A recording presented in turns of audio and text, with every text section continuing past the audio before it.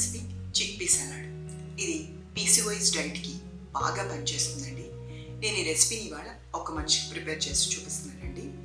రెసిపీలోకి వెళ్ళే ముందు ఒక్క చిన్న మాట అండి. చిన్నప్పుడంట ఏనుగుని మావటివాడు తీసుకొచ్చి పెద్ద పెద్ద గొలుసులతో కట్టేసి ఉంచేవాడు.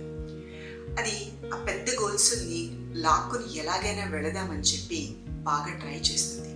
కానీ ఆ గొలుసు బాగా బలం రావడం వల్ల ఇది ఆ గొలుసుని విడిపించుకోలేకపోతుంది, ఇంక వెళ్ళలేకపోతుంది. ఏనుగేమో కాలంతో పాటు పెద్దదవుతుంది. మావటివాడేమో ఆ గొలుసుని తీసేసి ఏనుగెక్కడికి వెళ్ళదు అని చెప్పి చిన్న తాడుముకతో జస్ట్ ఆ టై చేసి అలా వదిలేస్తాడు. కానీ ఏనుగు ఇంతకు ముందులాగానే నేను ఈ గొలుసు నుంచి ఇంక ఎప్పటికీ విడిపించుకోలేను అని అనుకుంటూ అక్కడే ఉండిపోతుంది. ఒక్కొక్కసారి మనం కూడా అంతే అండి. మన లైఫ్ స్టైల్లో మార్పులు చేసుకునేటప్పుడు నేను బరువు తగ్గనేమో, ఇలాగే ఉండిపోవాల్సి వస్తుందేమో, నా హెల్త్ ఇష్యూస్ని క్లియర్ చేసుకోలేనేమో అని భయపడుతూ ఒక్కొక్కసారి అక్కడే స్టక్ అయిపోతాం.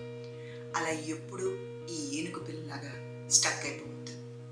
ఒక్కసారి ఈ లైఫ్ స్టైల్ డిసీజెస్ని తగ్గించుకోవడానికి ఎక్కడ తప్పులు చేస్తున్నారో ఒక్కసారి చెక్ చేసుకోండి.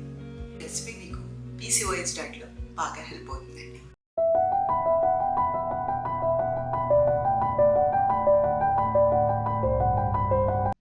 చిక్ పీ సాలడ్కి 1/2 కప్ శనగలకి 1 కప్ వెజ్జీస్ వచ్చేలాగా 50 గ్రాముల క్యారెట్, 50 గ్రాముల క్యాప్సికమ్, 50 గ్రాముల క్యాబేజ్, కొంచెం కొత్తిమీర, 1/2 teaspoon oil, 1/4 teaspoon ginger garlic paste, 1/8 teaspoon మిరియాల పొడి, కొంచెం కారం, కొంచెం పింక్ సాల్ట్ కానీ రాక్ సాల్ట్ కానీ తీసుకోండి.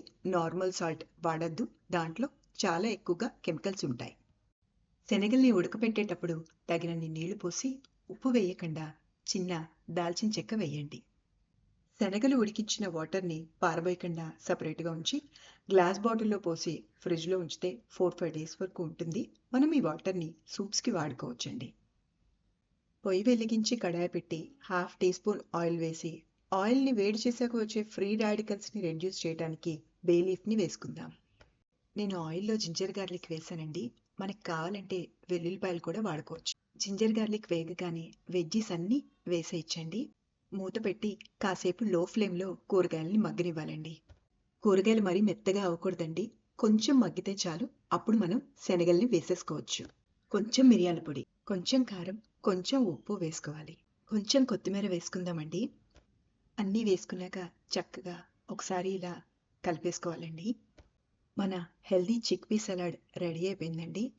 ఇందులో లో క్యాలరీస్ మాత్రమే కాదు, మంచి ప్రోటీన్, ఫైబర్. దీన్ని బ్రేక్ఫాస్ట్గా, లంచ్లో, డిన్నర్లో కూడా తీసుకోవచ్చు. దీంట్లో ఉన్న న్యూట్రిషనల్ వాల్యూస్ వచ్చి total calories 245, protein 10.7 grams, carbs వచ్చి 39.3 గ్రామ్స్, ఫ్యాట్ 7.5 గ్రామ్స్. ఈ హెల్దీ రెసిపీ మీకు నచ్చిందా? నచ్చితే తప్పకుండా మీరు కూడా ఒకసారి ట్రై చేసేయండి. ఇదండి మన చిక్ పీ సలాడ్, తెలుగులో శనగలు. మన కాబూలి శనగల్ని ఇలా చాలా వెజిటబుల్స్ వేసి చక్కగా నేనైతే ఇవాళ బ్రేక్ఫాస్ట్లో కరివేపాకు జ్యూస్తో తీసుకుందామని అనుకుంటున్నానండి. ఇంకెందుకు మరి ఆలస్యం, మీరు కూడా ఒక్కసారి ట్రై చేసి చూడండి. ఇది చక్కగా టేస్టీగా హెల్తీగా ఉంటుంది, కడుపు ఫిల్లింగ్గా ఉంటుంది. మీకు ఆల్మోస్ట్ 2-3 అవర్స్ వరకు ఆకలి వేయదు. సాలడ్ చేయడానికి 10 to 15 మినిట్స్ పడుతుంది అంతే అండి. కానీ ఇది చేసేటప్పుడు మనం ఫాలో అయ్యే చిన్న చిన్న టిప్స్ మనకి చాలా ఎక్కువ హెల్త్ బెనిఫిట్స్ని ఇస్తాయి. సాలడ్ చేయడానికి మనకి 10 to 15 మినిట్స్ టైం పడుతుందండి అంతే, అంతకుమించి ఏం పట్టదు. జస్ట్ రాత్రిపూట మనం శనగల్ని సోక్ చేసుకోవడమే. శనగల్ని ఉడకపెట్టేటప్పుడు అస్సలు సాల్ట్ వేయద్దండి, మనం లాస్ట్లో వేసే సాల్ట్ సరిపోతుంది. ఎక్కువ సాల్ట్ అనవసరంగా మనకి హెల్త్ ఇష్యూస్ని తెచ్చిపెడుతుంది. మనం సాల్ట్ రోజుకి ఎంత తీసుకోవాలో అంత మాత్రమే తీసుకోవాలి.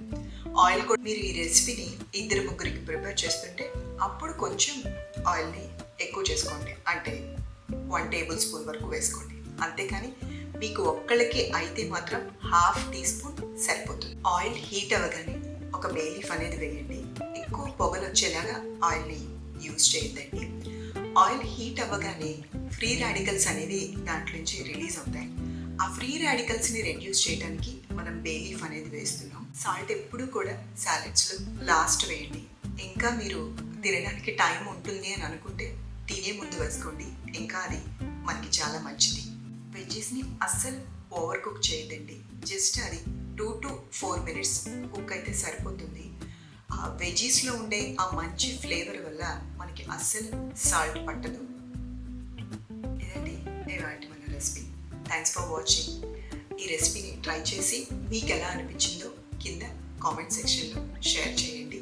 మీరు ఎవరి హెల్త్ అయితే కోరుకుంటున్నారో, మీ ఫ్రెండ్స్లో ఎవరికైతే PCOS ప్రాబ్లం ఉంటే వాళ్ళకి ఈ రెసిపీని షేర్ చేయండి.